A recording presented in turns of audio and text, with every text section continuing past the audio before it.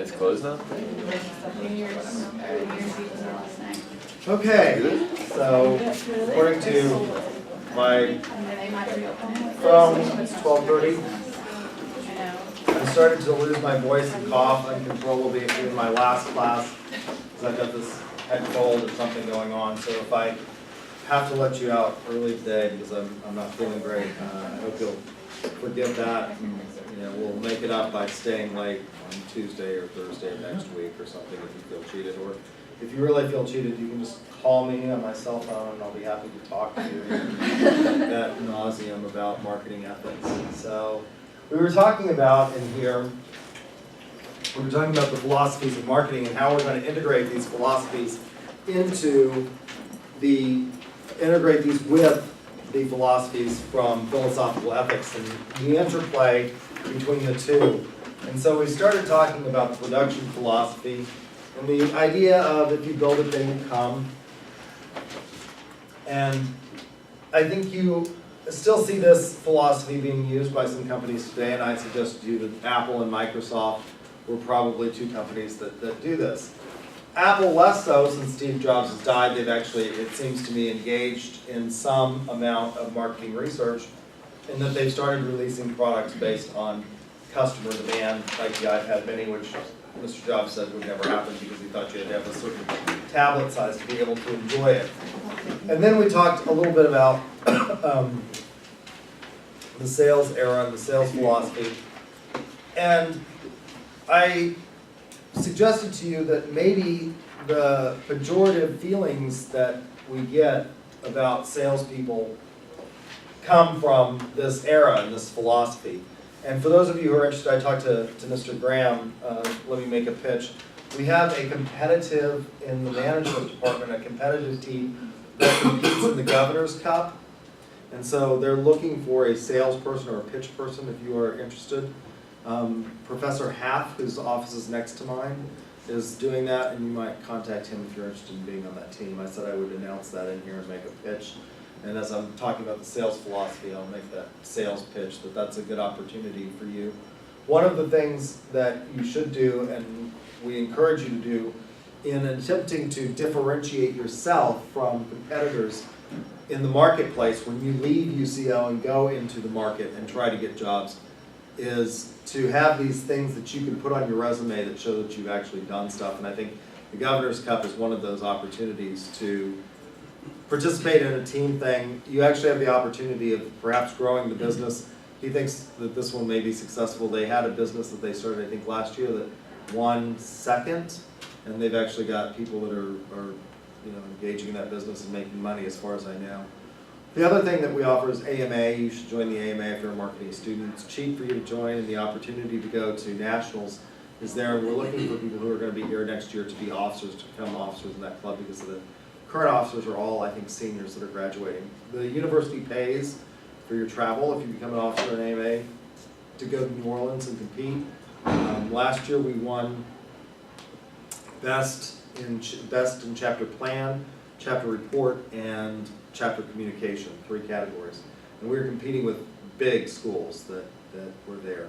And Dallas Slow, who was a former student of ours, a sales student, competed in the Sales Student of the Year competition, and he got 3rd overall. And so it's an interesting opportunity for you to do that. And then also the sales team is another one. And again, these are all opportunities that the university funds and pays for. So if you get on the sales team, you get to go to competition and participate. We go to, I think, 5 competitions a year, and that's an opportunity for you to hone your skills and also to talk to companies that are hiring. They pay big money to go to these sales competitions, like the National Collegiate Sales competition at Kennesaw State. They pay a huge amount of money to go and have a recruitment fair and have the access to our students. And so I think those are opportunities that you all should take advantage of. So there's my pitch for that. That's my sales philosophy, or my sales era kind of speech that gives you an example of how it works.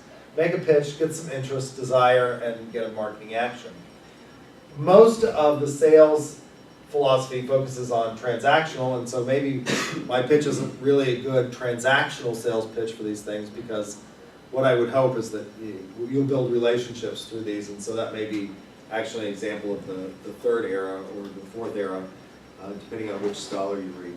So the sales era is focused on selling products now that we have competition in the marketplace. After Ford, other people enter the marketplace, Packard, the Dodge brothers, some of the other big name auto manufacturers, General Motors come into existence, and so there's a competition in the field, and you've got to sell your product and you know, get more customers and move on. And it wasn't necessarily focused on relationship building. There were lots of people that, during this era, that sold door to door, lots of products that were sold door to door. During this era, during the sales era, things like, and some of these companies have transformed and they're no longer sold door to door. Things like Electrolux vacuum cleaners. How many of you have heard of Electrolux vacuum cleaners? Those were sold door to door.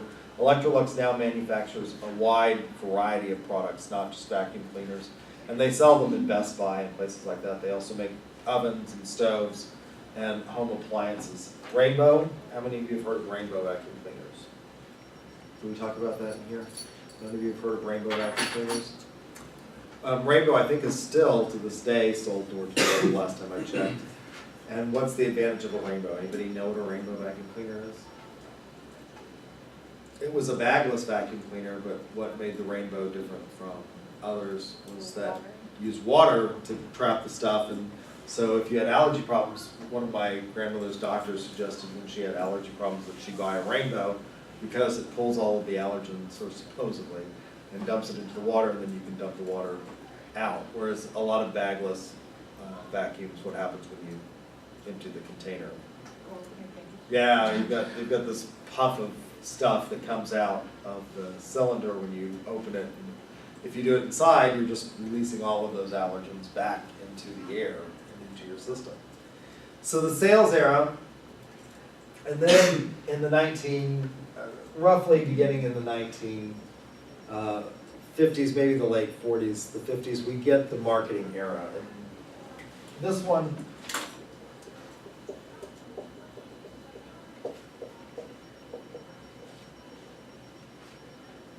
until about the 1990s, approximately, again, depending on what scholar you listen to. And what do we have in the marketing era? Well, it's a recognition that we can study the consumer from a scientific perspective, and we can figure out what they want.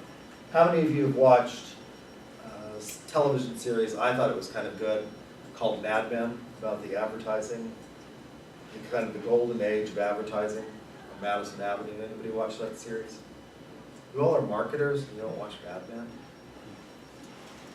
Nobody watches Mad Men? I don't have time to watch it. You don't have time to watch TV? Really? Okay. Well, in one scene in Mad Men that I remember from, I think, the first season, they put together a focus group and watched these women use makeup. And so this is an example of how we can study the consumer from a scientific perspective and see what it is that they want, figure out their needs and desires. And so it's this recognition that it is a scientific discipline that we can apply sort of the scientific method to, and better produce products that are going to be, or have a likelier or higher chance of success. Now, one of the things that you'll hear when we talk about marketing as a science is you'll hear people say, well, it's not rocket science. And that's true. It's not rocket science. But I would argue that maybe it's a lot harder than rocket science. Why is that true? Why is that maybe true, that it's a lot harder than rocket science? Well, rocket science, there's actual numbers and figures that you get to work with and you come down to the final answer. I mean, I don't know if I'm not a rocket scientist, but Okay, I think math, as opposed to marketing, it's more of a written rule. And yeah, exactly. Yeah, I think that's exactly it.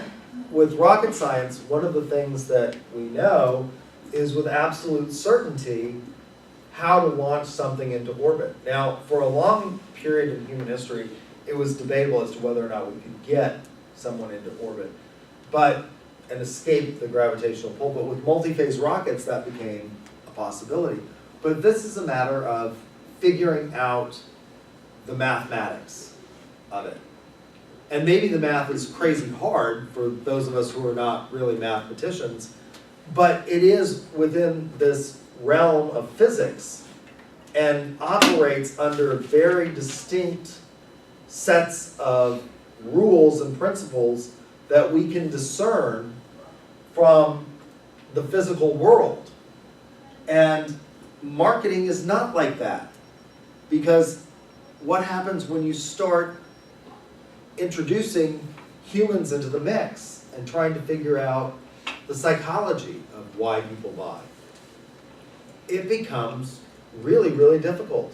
It's not as easy as figuring out what the force is going to be required to propel a, relatively small missile into the atmosphere. And we can do that with great precision, but when we start talking about studying people, the variability becomes exponentially greater. The variability in rocket science is really small. It's within these very defined parameters. But when we start talking about the study of individuals, we're a lot alike.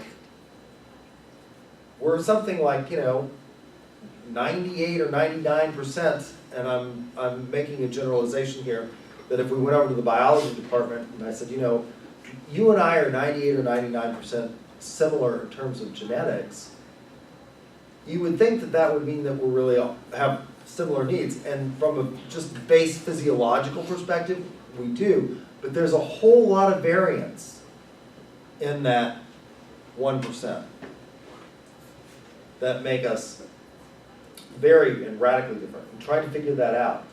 And trying to get people to tell you certain things. First of all, what kinds of factors can influence whether or not we get good results in a marketing survey? Honesty. Yeah, why would people maybe not be honest in survey research? I think this may be less of a factor now in the current era, and I'll tell you, I think it may be less of a factor with your generation than it was with prior generations. So you said honesty. Why do you think that honesty might be a problem? Some people wouldn't.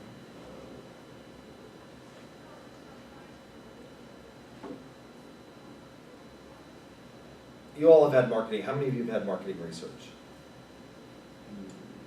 A few of you have had marketing research. Did you talk about in marketing research social desirability bias? That was what? Sounds familiar? What is social desirability bias? You want people to perceive you a certain way? People will answer questions maybe based on what they perceive to be the correct answer, the socially acceptable answer. So if we're talking about particularly products that may involve risk of harm or may involve embarrassment with them, people may not really report accurately their experiences because they're not willing to share that. Now, why would I say that maybe social desirability bias is less prevalent among your generation than, for example, your parents' or your grandparents' generation? Social media. Social media, I think that's one of the big things. You all are so willing to share almost everything that you do with everybody. You don't seem to have, your generation has less of a filter than previous generations did. And I used to say, with regard to Facebook, and I would tell my students, you need to use the mama test as to what you put out there, which you want your mother to see this. Now, I'm a Gen Xer, and so a lot of Gen Xers are very uninhibited as well, and sort of have a tendency to put stuff out there. And so I now have to say, since some of my students are the children of Gen Xers, that maybe what you need to use is you need to use the grandmother test and ascertain whether or not you would want your because your mother and your generation, one of the things that we know from studies is that you all are much closer to your parents than previous generations. You really like your parents. You get along with them much better than other generations have, particularly when you're talking about traditionalists. Sort of the strong father nuclear family model that existed in the 1950s and 60s. There was a definite sort of boundary, I think, and the sociological literature suggests this, between parents and children. They were, the authority figure, and they weren't your friends. They may love you, and we all certainly hope that they do, but they weren't your buddies. Your generation, because you had my generation, or many of you had my generation for parents, actually get along fairly well with your parents. How many of you really like your parents? And you consider your parents your friends? How many of you have your parents on your Facebook? And are not, a lot of you do. And so I think maybe you need to use the grandmother test, where do you want Granny to see you doing the beer bong at the college party? Maybe not. Maybe you shouldn't. And so I think that social desirability bias is less among your generation because you're so willing to share, and you've had so much of your life put out there for everybody. You're not as inhibited as a lot of people would be. Even my generation, when I was growing up in Oklahoma, was radically different in terms of the perceptions that people had about things like divorce. It was still a stigma in a small town in Guthrie to get a divorce. For people to get a divorce, the foundation of our community in small Oklahoma rural towns was largely predicated and centered around the church. And we have a voluminous amount of churches in Guthrie. We have something like 57 churches in Guthrie. And when I was growing up as a kid, if you weren't in church on Sunday, that was, you were sort of looked upon as, well, is something wrong? Are you a heathen? That's not necessarily so anymore. It's certainly not so among your generation and Gen Xers, in terms of most of them have known or experienced or had a divorce, and so it's not necessarily the big stigma. There's a big change, and one of the interesting things in the hospitality literature that I've been looking at, one of my friends who's a hospitality professor and I do some work together, and we look at various types of venues and various types of places that offer wedding services. That's one of the things that we've started researching. And it's interesting, there was a phenomenon that started about 15 years ago where people started writing their own wedding vows. And I really suggest that you don't do this, because it becomes, I've seen some that become creepy. And so one of the ones that was like that was actually a wedding that took place at one of my businesses. We have 4 bed and breakfasts in Guthrie that my family owns. And from time to time we have people that want to get married. We had this rodeo clown and his fiancée, that's Oklahoman for fiance, that wanted to get married there. And they wrote their own vows, and it was obvious to me that they had gone through the wedding vow book and just thought, oh, that sounds really plangent, and they put it into the vows because it like made no sense. It was, when Corky and Kristen, and isn't that just a little too cute for color TV, met, they fell ruthlessly and passionately in love while remaining distinct and separate entities in the cosmos. And I'm sitting here listening to this, thinking, God, I hope I don't, throw up as it was going on. I actually saved those wedding vows. They sent them to me to give to the minister, because we found a minister that would marry them. And I actually say them, and from time to time I read them and remind myself why you shouldn't do this. But one of the other things that's emerging from this movement is that a lot of couples in your generation that are getting married are choosing to drop the till death do us part aspect of the marriage vows. And it's sort of like, well, for as long as this is working for both of us, this recognition that, maybe marriage isn't this lifetime commitment. And so that has changed. And that's something that's radically different than it was in the past. All of these factors make marketing much more, these examples that I've given you make marketing much more difficult because there is such an amount of difference and variability from individual to individual in terms of preferences. And so it's harder in some respects than rocket science because you can do all of the right things and still launch a product that you would think would be remarkably successful, and in product trials and tests and things like that, it seems to work pretty well, and then it falls flat, and it doesn't work. Companies engage in a lot of research. For example, one of the things, McDonald's and companies like that engage in consumer research. And this colleague of mine that is a hospitality professor, we also do some of this, and we've done product testing for companies like Orange Leaf and Sonic, and determining whether or not something is going to be accepted or markedly feasible for release.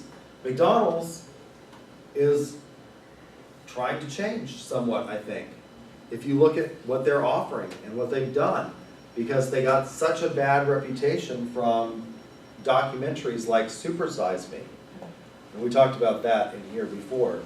There were rules that Morgan Spurlock came up with when he did this documentary. He had to eat at McDonald's for 30 days.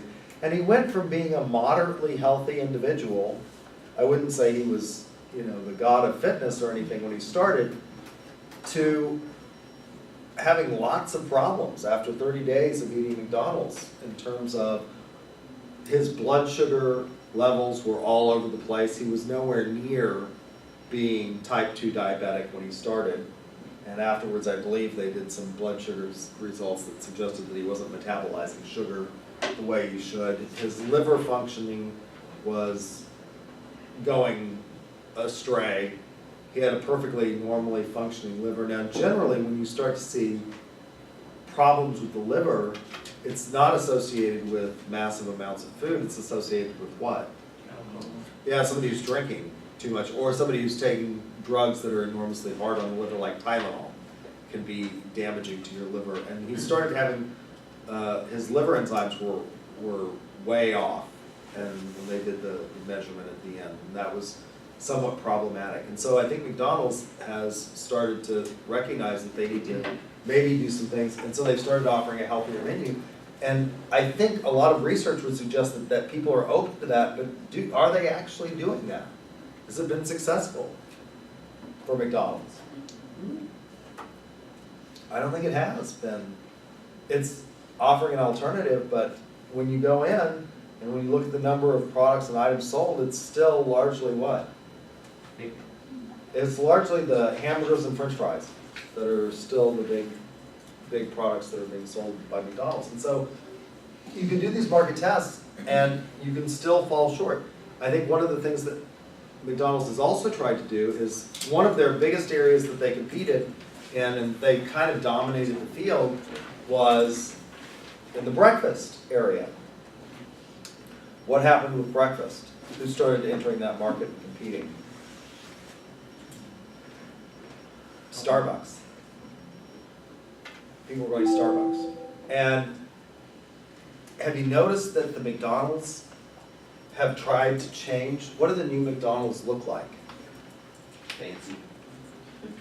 They're much more like a Starbucks than the old McDonald's, aren't they? If you look at the sort of building and the design of the buildings that they're coming out with, they look a lot more like a Starbucks than they do the old McDonald's. What did the old McDonald's look like?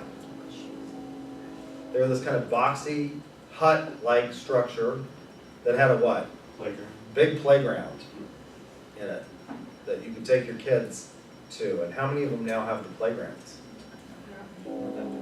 Not many. Those playgrounds were just breeding grounds for bacteria, germs, weren't they? Would you let your kids play in one of those? Anybody have kids?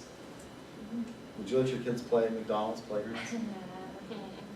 They have, They but have. it really happened one time. My 1-year-old got really sick after, so ever since that, it hasn't. Yeah, particularly the ball pits, those were just nothing but breeding grounds of bacteria. No, those glass things that they stick their Yes, yeah. That's another one. And so I think you're seeing McDonald's attempting to evolve, and I'm not sure that it's working. Even though marketing research probably suggested that these products would. It may not be the big success that they're hoping for. And so that's what makes marketing as a science more difficult to deal with than maybe rocket science or others, that you have very confined restraints. And if you don't get it right, you can figure out exactly what went wrong.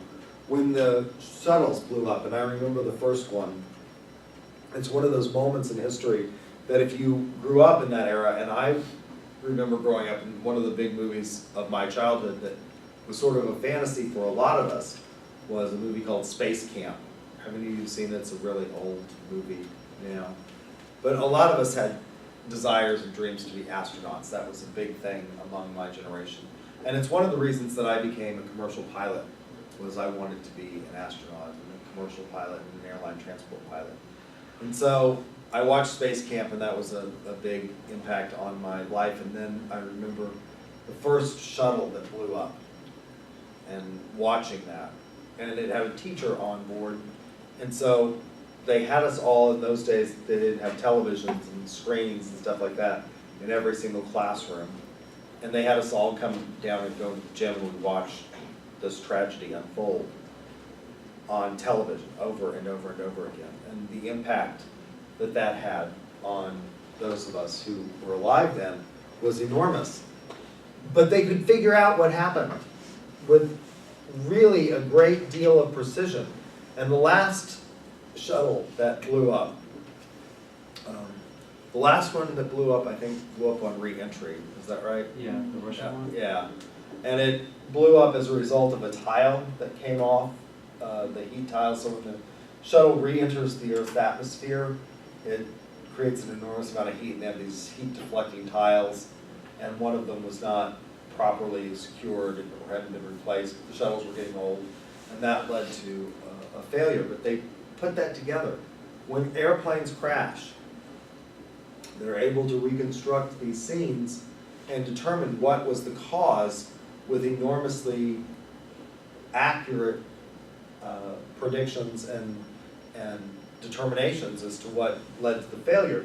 That's not so with marketing, because we can do everything that's right, we can do all of the market research, and still some factor may enter into play that completely blows everything out and totally goes against what the research says. Why is that? Well, you can test these things in the physical world in laboratories, first of all, before you do them in actuality. We have a harder time doing that in marketing, don't we? And even when we do test them in laboratories, can we control? In the hard sciences, you can really control for all of the factors that are going to impact an experiment. Can we control for all of the factors that are going to impact an experiment in marketing? Even if we do experimentation, which we don't do a lot of. We do some. But can we control for all of those factors? No. Even when we do experiments in food labs, where we test things for products, what can't you control? What kinds of things might influence the outcome?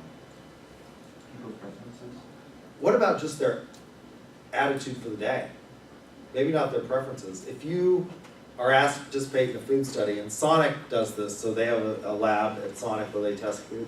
And one of the things that if you participate in these studies, they give you what? Free food. They give you free food. And they give you Sonic gift cards for your participation. And so Dr. Solik, who does this for them a lot, that's my colleague, she gives out, she runs around with like literally, I don't know, like $5,000 or $10,000 worth of gift cards to try and recruit people to come to do Sonic taste tests. And if you go into the food lab and you're having a great day, how are you likely to respond to the things that we're testing? Yeah, you might be more positive or more willing than if you're what? Your dog just died, you had a fight with your insignificant other, you've had, the stomach flu for the last week, your boss called and said, I need you to come in and work a double. I mean, all of those, how many factors can you think of that would influence whether or not somebody responds positively or negatively, even in a lab setting. It's a lot that can have these external forces that can have enormous impact on those. But we can study marketing as a science, and that's what the marketing era really recognizes, is that we can start making people part of the research process and the development process. And then in the 1990s, we get the relationship era. We move beyond just studying.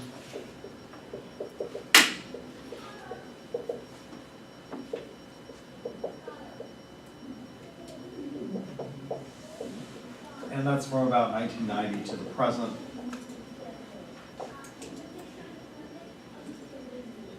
The relationship philosophy. The idea is behind the relationship philosophy, and what we teach in our sales models now, instead of focusing on making the pitch, getting awareness, interest, desire, and then closing long and hard, where it's a sort of pyramidal structure, where it's, you know, interest here and then close. And you spend, you know, 60% of the time, or at least 50% of the time on closing.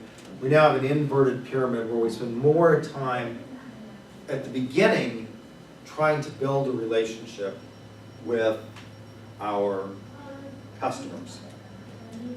Recognizing that customers have a lifetime value, and that it's oftentimes easier to keep a customer than it is to prospect for new customers.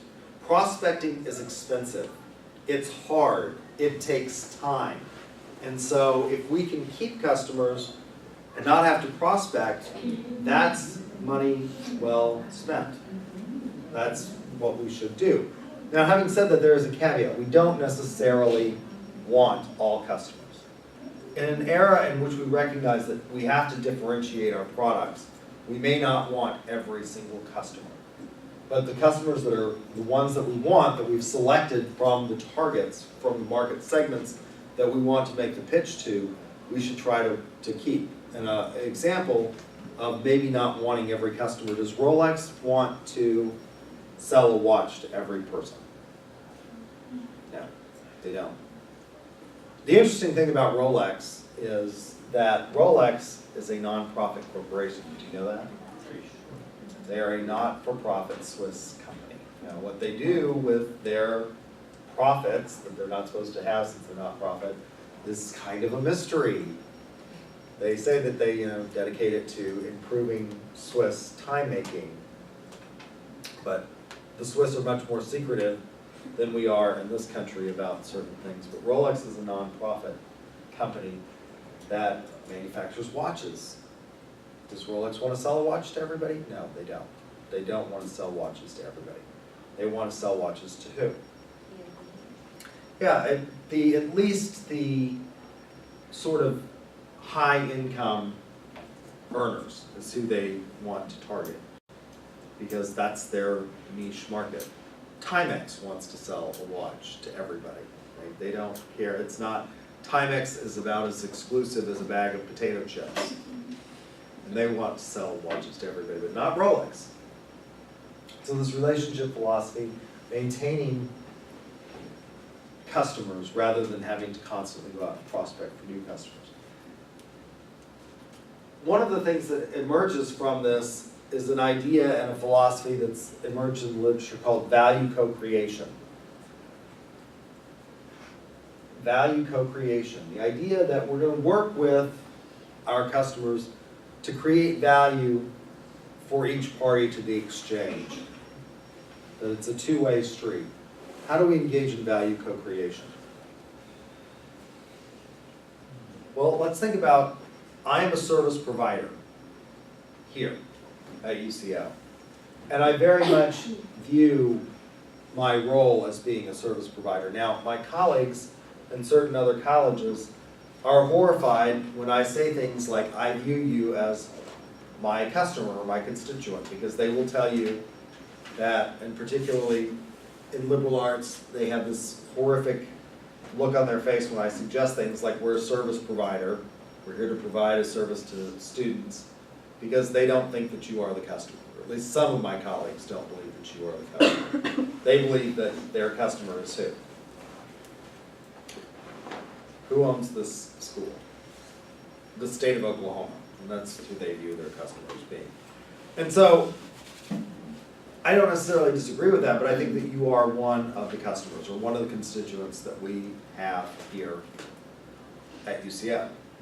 And one that's important, and our mission is different here at UCO than maybe at some other institutions in the state that are more research focused.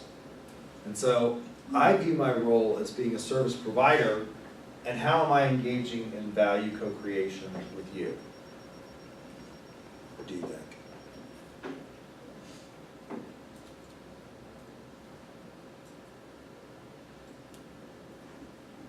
No idea?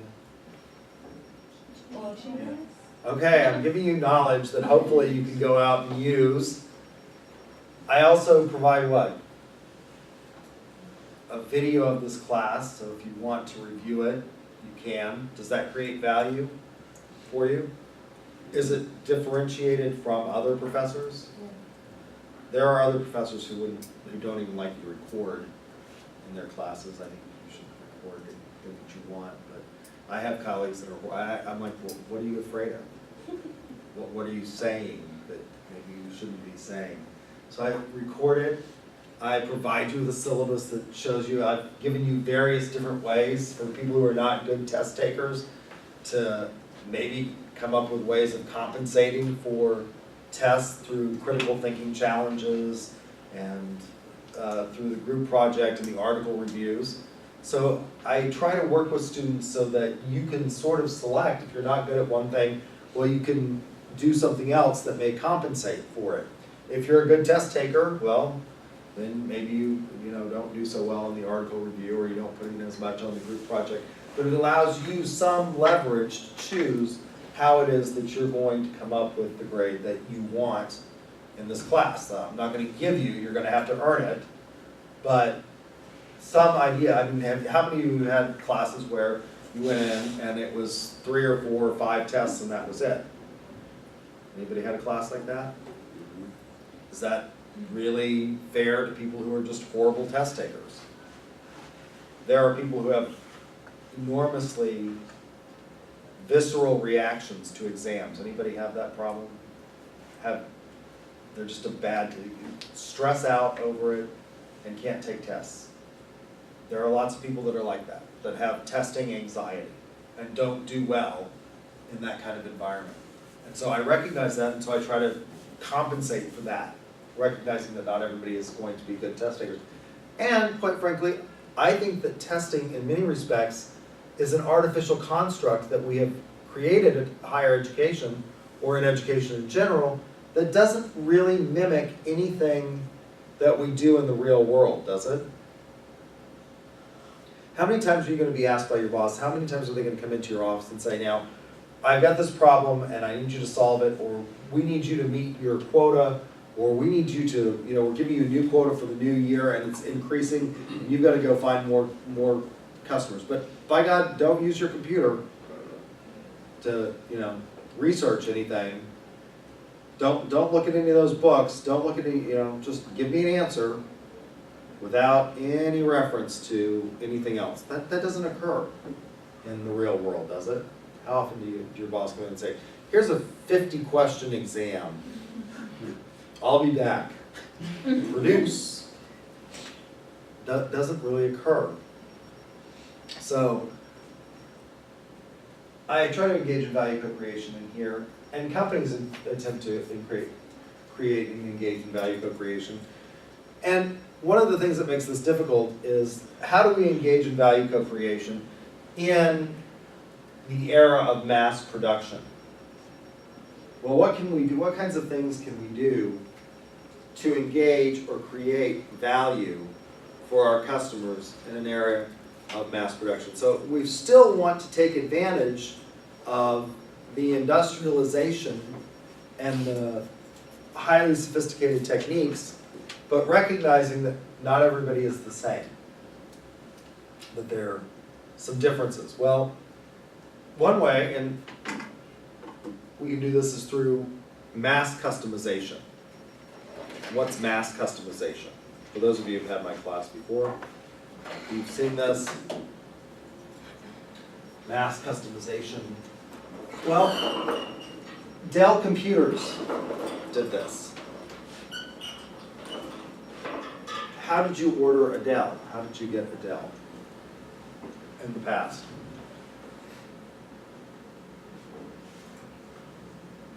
Bought it at the store. Did you buy Dells at the store originally? I don't know. You ordered them, so you could get what? Exactly. You could get exactly the specifications in terms of the processor and storage and programs on it that you wanted. And they mass customized it, and then they shipped it to you. Now Dell has started to recognize that some things people want to actually go and be able to, they don't want to wait for 2 weeks or whatever it is to get it. They want to actually be able to touch it, see it, feel it right there, and so they are selling them in the store.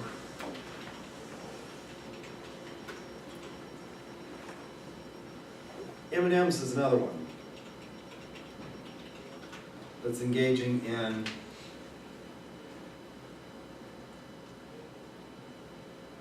mass customization. M&M's forever and ever and ever were a small chocolate with a candy coating. They came in 5 colors: green, yellow, red, brown, green, yellow, red, brown, and what was the other one? Blue. Now you can get M&M's personalized. They came in a cellophane package that was brown that had M&M's on the package front. What can you do now? Well, you can put your creepy picture on the M&M like this for your wedding. You can put your face on the M&M. You can get the M&Ms in all kinds of different colors. You can get different sayings put on your M&Ms. You no longer have to settle for just, you can pick different colors, choose up to 3 colors. They've now got more than just blue, yellow, brown, red. You've got pink, green, cream, pearl, white, platinum, dark green, aqua, blue. You can customize your M&Ms in terms of the way they come. You can get them in tins rather than cellophane packages for people. You can get customized packages. So if you're having your wedding, you can get an M&M's bubblegum dispenser for them. So there's all different kinds of things. This is mass customization that you can engage in. And is this creating value? Beyond just, what was the value before in the M&Ms? It was just candy, It was a delicious candy that, what was their slogan? melts in your. Melts in your mouth, not in your hands, which by the way, I will attest that is not true. If you are particularly, my hands sweat a lot for some reason, I don't know why, they always have. And if I held them in my hands, they would melt in my hands, because, I've got sweaty little palms or something, and it would just trigger it. But, their slogan was melts in your mouth, not in your hand. So they're this kind of fun, delicious candy. There was some variants in that you could get them in peanuts with the peanut in them. Now they've got peanut butter M&Ms, and you could also personalize it so that you can have this. Is that kind of a cool thing to have for your wedding? I think it is. It's one of these things, people spend an enormous amount of time on little sort of trinkets and gifts and stuff like that for their wedding. And I think that's one of the things that, is creating value. It's no longer just one size fits all. You can do what you want. It's an individualized expression. And you can use it through M&Ms, something that a lot of people, remember fondly from childhood, and you personalize it. So mass customization. Now, what can be ethically problematic with this idea of value co-creation? and mass customization that we have to think about. What are some of the issues? If we're gonna do this, and we're gonna engage in value co-creation now, what can be ethically problematic? Well, first of all, I suggested to you that maybe you don't want every customer. You want customers that are gonna create the most amount of value in return for you, but do you want every customer? No. Some customers are going to be more trouble than they're worth, and you don't want them. You might want to avoid those customers. You might not want to keep them. This happened to us in our business years ago when we first started. We opened the first bed and breakfast in the great and sovereign state of Oklahoma in 1986, and nobody knew what bed and breakfast was in Oklahoma. They had no clue as to what it was.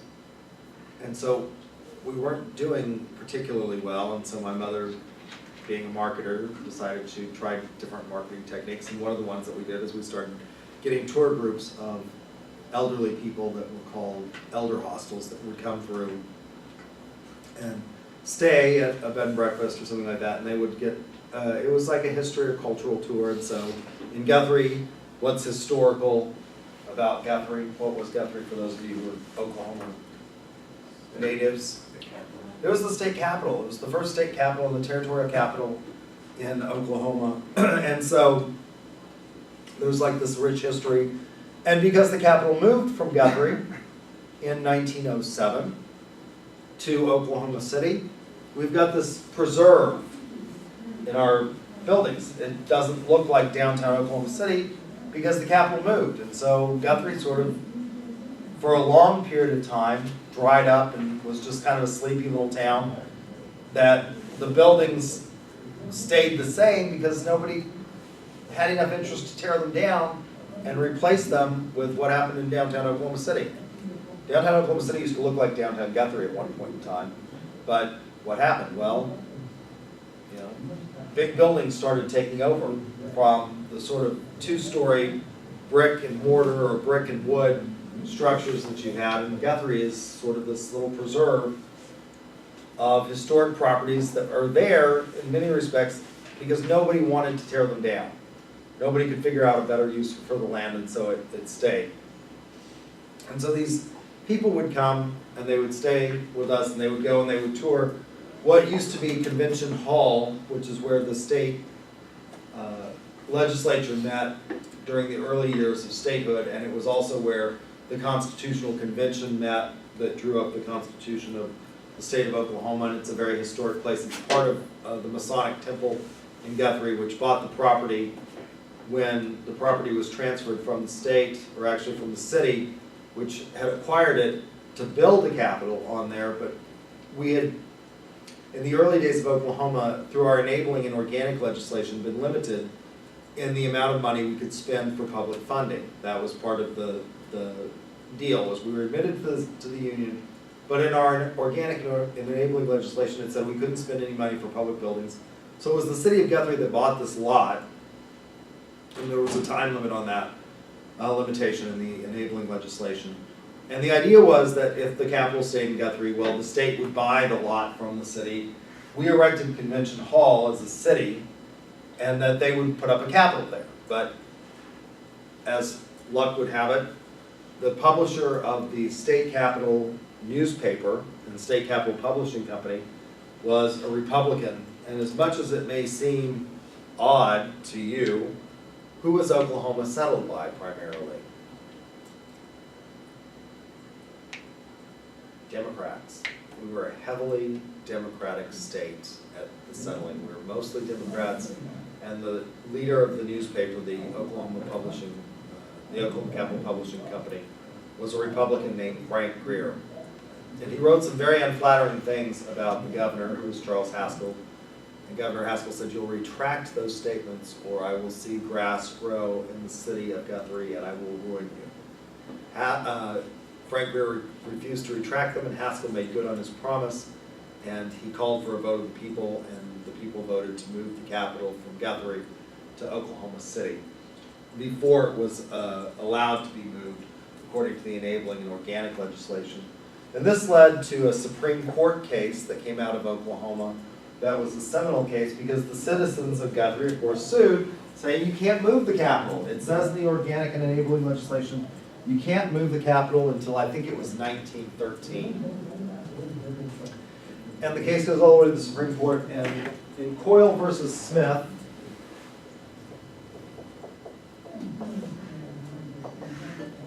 the Supreme Court held that once a state enters the Union, because of this idea of dual sovereignty, they enter on equal footing with every other sister state. And you would never dare to tell, for example, New Hampshire or Vermont or New York that they couldn't move their capital.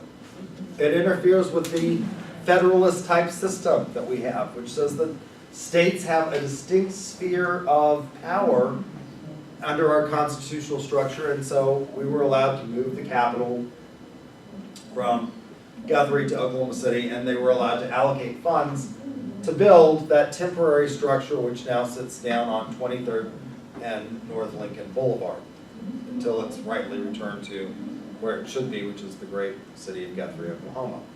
We still have now one of the seals from the original thing that's been returned. It's a replica that our state representative at the time got a bill passed to provide for the seal and bring it back to the Capitol, the courthouse in Guthrie where it was stolen from. Well, we would have these people that would come and want to take tours and stuff like that. And we quickly realized that they were not the clients that we necessarily wanted because A, elder hostel is for what type of people? Yeah, it's for retired people for the most part. And we're a bed and breakfast that's in an old house. And what kinds of issues can you have with old people in an old house? Well, stairs can become problematic. And you don't want to destroy, in order to put in an elevator, we'd have to, knock out a whole bunch of stuff to put in an elevator. They also wanted a lot of things that we couldn't provide in terms of amenities that they needed, and so we quickly realized that that was not the customer for us, that we were going to have to do something else to be successful because that was not really working for us. That they were costing us more than we could make off of it. So we started doing the murder mysteries instead, and that became our big success. Was doing entertainment, offering it as an entertainment venue in conjunction with lodging and food.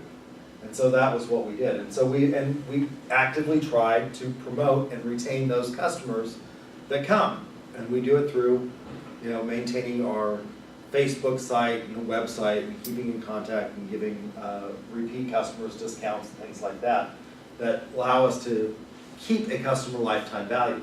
So you don't want every customer, but generally when you find customers that are good and are profitable, you want to keep them because they have lifetime value. Now, what kinds of ethical implications does this entail? Well, if we're just putting products out there under the production philosophy, it's sort of just incumbent upon the buyer to determine what they want. We're going to put the product out there, and if they buy it, right? In the sales philosophy, we're going to put more products out there, and we're going to differentiate our products somewhat. But when we get to the marketing era and the value co-creation era, now we're talking about studying people. And that includes a lot of, now it's not to say that there aren't, and we will talk about the ethical implications when we talk about products in here, that there aren't ethical implications with just the production philosophy, but it becomes increasingly more complex, and the problems become more complex as we move into a relationship or even just a marketing philosophy where we're studying people, because now you're talking about what? In terms of the reaction or interaction with the customer. If I'm just making a product and putting it out there and saying, here's my Model T, buy it if you want or not, that entails far less ethical implications than I'm going to study you. doesn't it? Why would studying people maybe have more complex ethical implications? Because you're trying to learn about them, that way you can influence their decisions. Yeah, you're trying to figure, you're talking about learning something about them so that maybe what you're engaging in is not necessarily just selling products, but it could be actual manipulation, right? One of the things that we teach and one of the things that we focus on in the sales, how many of you have had the sales class? Okay, 1, 2, a bunch of you.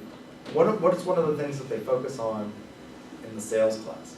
Spend something. Okay, so been selling, but what else? What about social Relationship. styles? Oh, the four. Yeah. Amiable, driver. What can you do when you combine those social styles with persuasion? Find like their, what do you call it? Can't that be an enormously powerful tool to influence, and some would say manipulate other people? If you can figure out what it is, and how do you determine what somebody's social style is? What kinds of cues should you look for? What do you suppose my social style is? For those of you who've had the sales class. Expressive? Huh? Expressive? You think I'm an expressive? I'm a driver. I'm a driver. So what do you do if you want to influence a driver? You get to the point. Just the facts. Kind of the dragnet theme, just the facts, ma'am, right? Get to the point. Tell them why they need it, what's the value to them, make the sale, right? If you have an amiable, what are you gonna do? Build relationship first. You're gonna have to do what? Yeah, you're gonna have to build a rapport much more at the beginning and more in depth than with a driver. A driver's gonna, what do you want? What's the benefit to me? Tell me the facts, get to the point, and let me get on with what it is I need to do, right? And amiable is gonna want more of a what? Relationship, give and take, figure things out, talk, chit chat. Can you use that? And you can tell, and one of the things that you learn in the sales program is how to spot those different styles. What do you think? For example, you came up with that I'm a driver, and I'm clearly, every time I take the test, I'm a driver. Because it's a 2x2 matrix, so maybe we should do that. Maybe we should take the social styles test here. I'll try and find the test and bring it on Tuesday. What kinds of things say to you that I'm a driver that you picked up on? I mean, just in the other classes, I mean, you're the same in every class, but it's just, I mean, you do get right to the point. The dress is probably the biggest Well- clue, isn't it? How many of your professors dress like I do? 0? Why do I dress this way? I'm a lawyer. I want you to know that I'm a lawyer. So when bad things happen to you in my presence, you're not caught unaware. Yeah, that's part of, and I really do believe, I mean, I do believe that as part of who I am, I believe the law is a calling, and that is an indelible part of who I am, and that you can't escape that. The rules of professional responsibility apply at all times. You never stop being a lawyer until they take away your bar card and disbar you, which is something that most lawyers don't want to have happen. And so I think that, lawyers ought to look like lawyers. You ought to be well aware that you're in the presence of an attorney. So I think the dress is one of the things that says that. Sort of the direct, sort of speech patterns that I have, I think are indicative of a driver. I'm starting to lose my voice and cough, so we'll stop there. And we will pick up with this, and we'll talk about ancient theory and how it impacts today's theory next time.